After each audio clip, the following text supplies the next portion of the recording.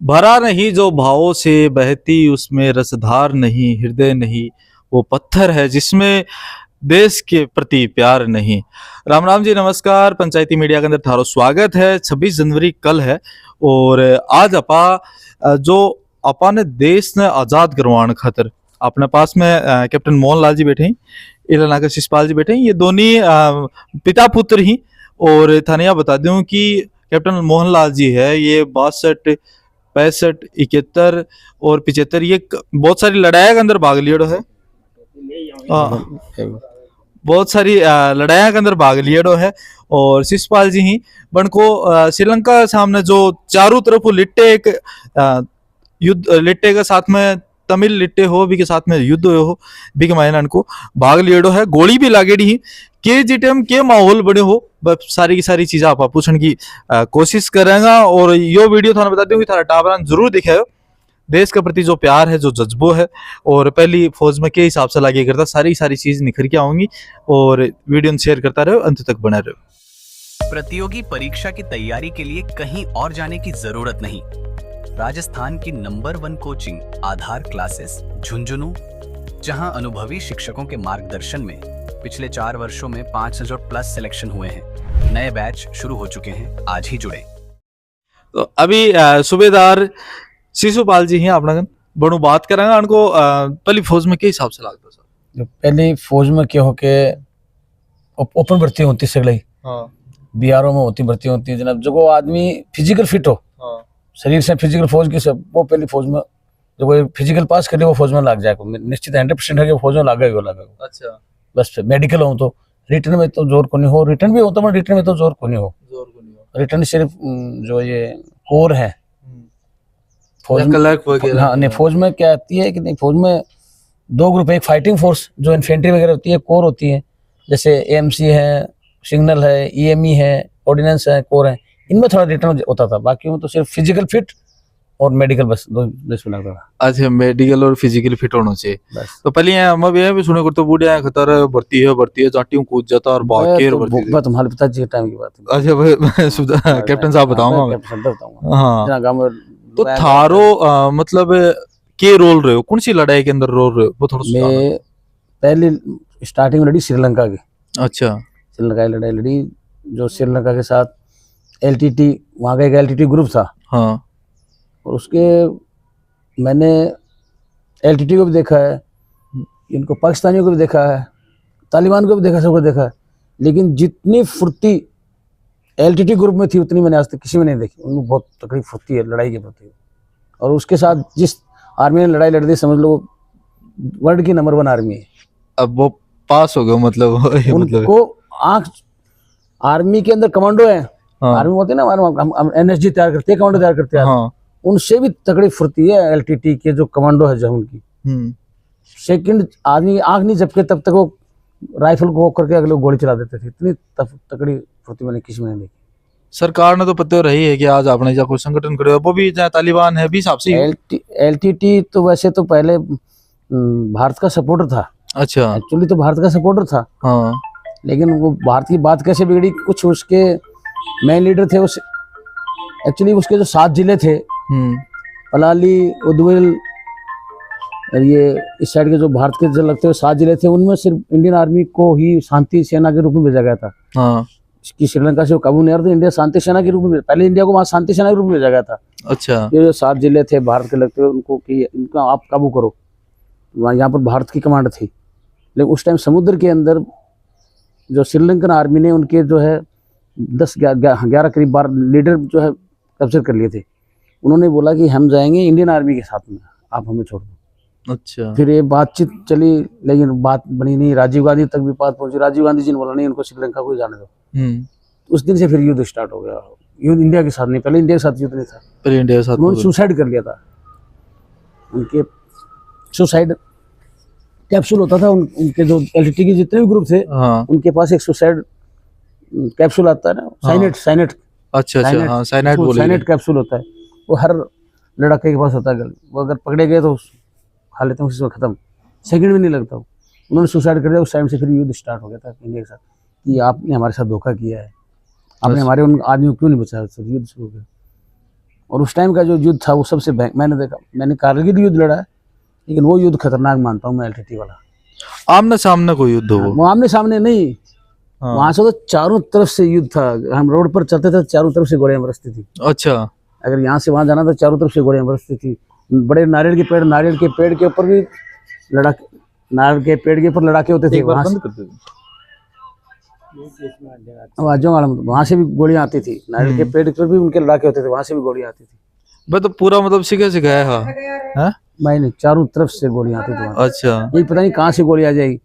अगर हमने पर खतरा रहता है। कारगिल युद्ध लड़ा, पता है कि सिर्फ सामने से गोली आएगी, हमारा दुश्मन इधर है, टारगेट तो पता था। श्रीलंका में तो टारगेट ही नहीं था कि हमारा टारगेट किधर है, चारों तरफ हमारा टारगेट था, जिधर गए वहीं टारगेट। एक तो तालिबान को जिक्र करो, तो जब विदेश के अंदर भी डिप्यूटेशन पे है थी। विदेश के अंदर डिप्यूटेशन नहीं था, लेकिन तालिबानियों को मैंने देखा है ना। अच्छा। तो वहाँ श्रीलंका की जब लड़ाई लड़ते थे, हमने एक जगह से दूसरी जगह जाना तो हम क्रोलिंग करके जाते थे। अच्छा। स्टार्टिंग में जो चूंकि नया इलाका था, 2-4 दिन हम कहीं भी जाते थे तो क्रोलिंग का मतलब होता है कि फौज में पंजों के और कोने के, यहाँ हमारी राइफल होती थी, हम ऐसे लेट के जाते, खड़े होकर जाएंगे तो गोली कहीं से भी गोली आ जाती। ओहो, मतलब बहुत खतरनाक मंजर होता जी। वो मंजर तो एक मेरे पास गोली आई बा कदे थारे टच होके करने की निकले निकले थे, बता रहा हूं। अच्छा, एक बार फास्ट आओ। मेरे लगे दाग नबी हो दिखाई नहीं, ओ खाडो से गोल रहे हो यहां से लग, यहां होकर ये हुई, देखो ये यहां से गोली निकली थी। अच्छा, मतलब हम क्या होता है, बोलता रहा मैं, हम 3 आदमी थे। हमारा एक आदमी को गोली लगी थी सिर में। अच्छा। जो फौज बोलते हेलमेट, उसको हेलमेट में लगी थी, सिर में वो क्रॉस कर गई थी। हेलमेट लग के गोली ऊपर चली गई थी, वो तो उसमें सिर में चोट लगी थी, लेकिन गोली नहीं की, हेलमेट की लगी थी। वही बच गया था। एक मेरे को यहाँ से निकल कर लग गई थी, मैं वैसे कर रहा था, यहाँ से मेरे को यहाँ से लग गई थी। तीसरा था हमारा खत्म हो गया था। अच्छा। उसको ज्यादा गोलियां लगी। मेरे तो अभी मतलब दर्द सी आ है मन तो आप। हमारा कमांडर होता है, जो आर्मी का होता है कमांडर, लड़ाई उसी के आदेश पे लड़ी जाती है। हमारे साथ होता था ब्रिगेडियर मंजीत सिंह, उसको एमबीसी मिला था श्रीलंका में, महावीर चक्र। अच्छा। जिंदा आदमी को मिला था उसका एमबीसी, महावीर चक्र। ब्रिगेडियर मंजीत सिंह, सरदार जी हुआ करता था, मुन्ना आ रहा था। उसकी आंखें इतनी लाल थी कि दुश्मन को इतना भी तगड़ा, दुश्मन आंखें देख के दुश्मन हो जाता था, किसी से नहीं डरता था। वो एक श्रीलंकन आर्मी के, श्रीलंका की लड़ाई के अंदर एक वही इंडियन अफसर था जो स्टार लगाकर चलता था। बाकी सब ने, चाहे मैं आज ओपनली बोलता हूँ, सब ने अपने स्टार उतार दिए थे। क्यों? सबसे पहले अफसर को मारते थे, अफसर स्टार धारी को सबसे पहले उसको टारगेट करते थे। अच्छा, छाती वाला बंदा हो मतलब। हाँ, वो छाती वाला बंदा था। उसको फोन भी आते थे, फोन आते थे कि हम फलानी जगह तुम आ जाओ। वो वहां पे पहुंचता था अकेला, गाड़ी खुद ड्राइव करके अकेला पहुंचता था। बोला उस गाड़ी के ऊपर HMG लगी होती थी, हेवी मशीन गन जैसे बोलते, HMG लगी होती, खुद उसको खुद ऑपरेट करता था। तकड़ा बंदा था ब्रिगेडियर मंजीत सिंह उसका, आज भी नाम उसका नाम जानता हूँ। हम उसके रोवर ऑपरेटर हुआ करते थे। 3 बंदे होते थे, तो हम 3 इसलिए होते थे कि हमारे 3 बंदों के पास 3 राइफल होती थी, 2 सेट होते थे। जैसे आप आर्मी के अंदर पहले रेडियो कम्युनिकेशन होता था, रेडियो कम्युनिकेशन उसकी रेंज होती थी, उस पर कम्युनिकेशन चलता था कि आप लोकेशन एक दूसरे बताना, आगे जो बटालियन चलती थी उनको कमांड करना, उसका काम होता था। वो कमांडर का काम करना, सब कमांड करना। मतलब तो यो एकदम से उसको रात को टारगेट मिला था, हमें उदविल राइस मिल में थे। रात को हम 9 बजे उदविल राइस मिल में थे। वहां पर उसको आर्मी हेडक्वार्टर से टारगेट मिला था कि तुमको सुबह तक कैसे भी जाफना किला कैप्चर करना है। जाफना किला क्यों चारों तरफ से इसने LTT ने घेर रखा था। जाफना किला, जिसको हम ये आजकल जो दिखाते हैं राउंड का किला, जो दिखाते हैं चारों तरफ पानी में समुद्र, वो एक तरफ गेट, वो किला। अच्छा। तो उसका नाम था जाफना। जाफना के किले को आपने कैसे करके सुबह तक कैप्चर आपने करना है। मंजीत सिंह को टारगेट दिया था।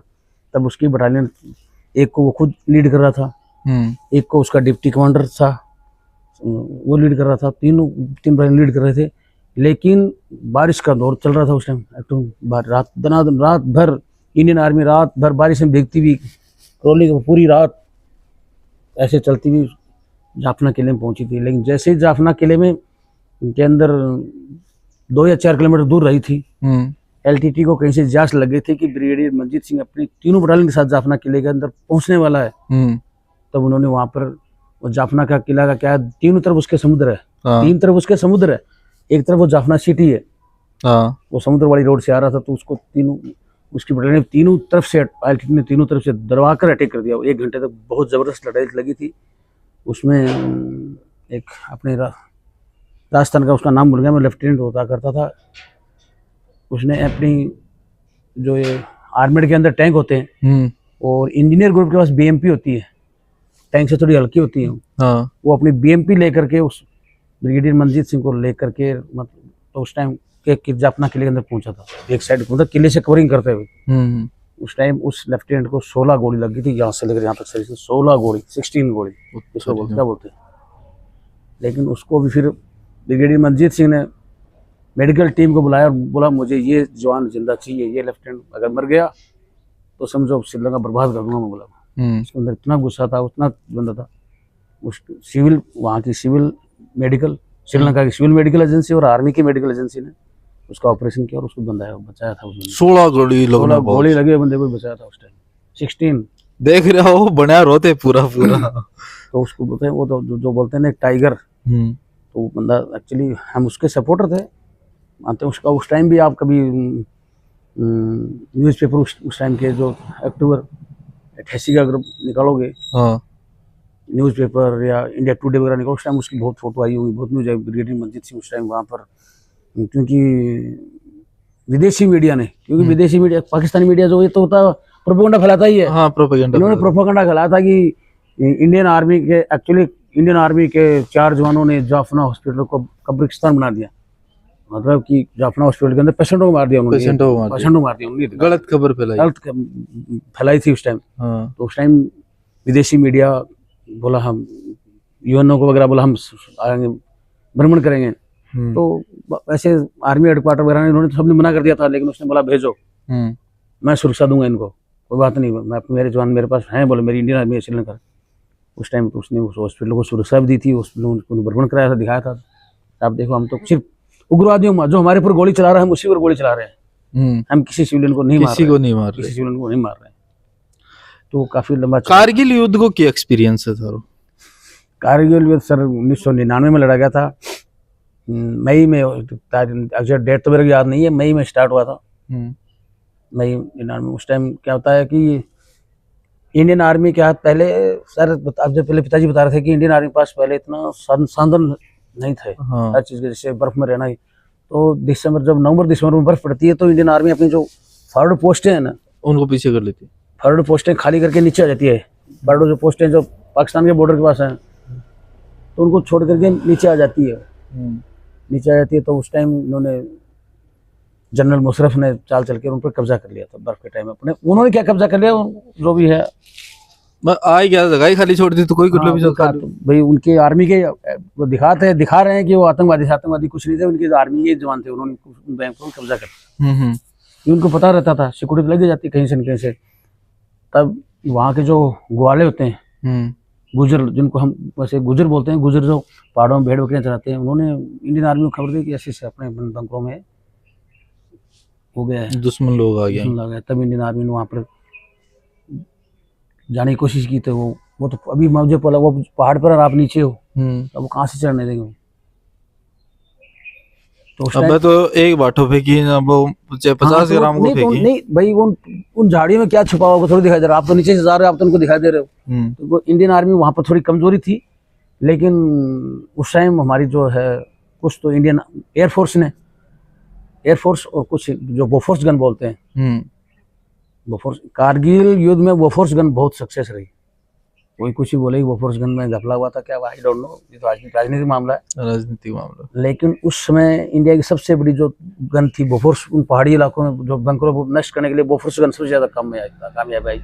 और कुछ हमारी जो जाट रेजिमेंट थी, जैसे उस टाइम 4 जाट, 19 राजपूत, 19 राज रईफ, ये जो आगे जो 108 ब्रिगेड के अंदर जो फार्डो जो बटालियन थी, इन्होंने इनके जवान क्या होता है, पहले आजकल तो बटालियन मिक्स कर दी सर। पहले बटालियन ग्रुप वाइज होती है, Jat group, Rajput group, Sikh group. जैसे उस टाइम 8 सिख, मैं बटालियन का नाम बता रहा हूँ, 4 जाट, 8 सिख, 19 राजपूत, 19 राजरीफ, ये बटालियन थी।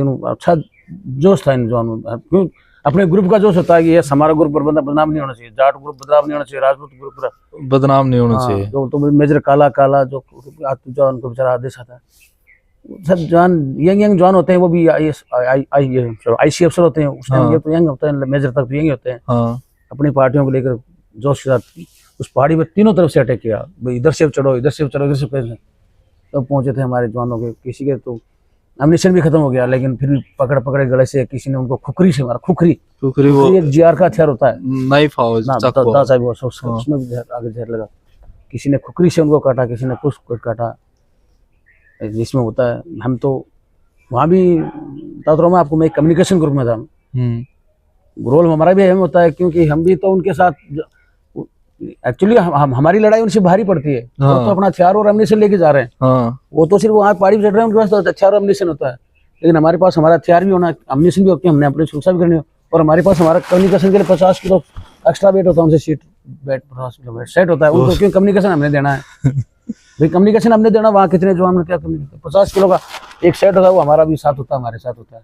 सही बात है सर। और आज ये बात आप सुन रहे हैं तो अपन बहुत अच्छी लग रही, पर जी टाइम जो आदमी भी जगह मौजूद हो भी की स्थिति अलग ही, वो जोश अलग हो। उसमें पता नहीं चलता कि हमारे पास इतना वजन है, 50 किलो पीठ पर है, राइफल भी है, बंदूक भी है, सेट भी है, फिर भी हम जा रहे हैं। चलो हमने भाई यस, हमने अपने एक ही दिमाग में है कि वो सल्टाना ही नहीं, सल्टाने है, हमने अपनी आर्मी को जिताना है। हाँ, अपने अपने अपनी जो जमीन है उसको कैसे भी छुड़वाना है, कवर करना है।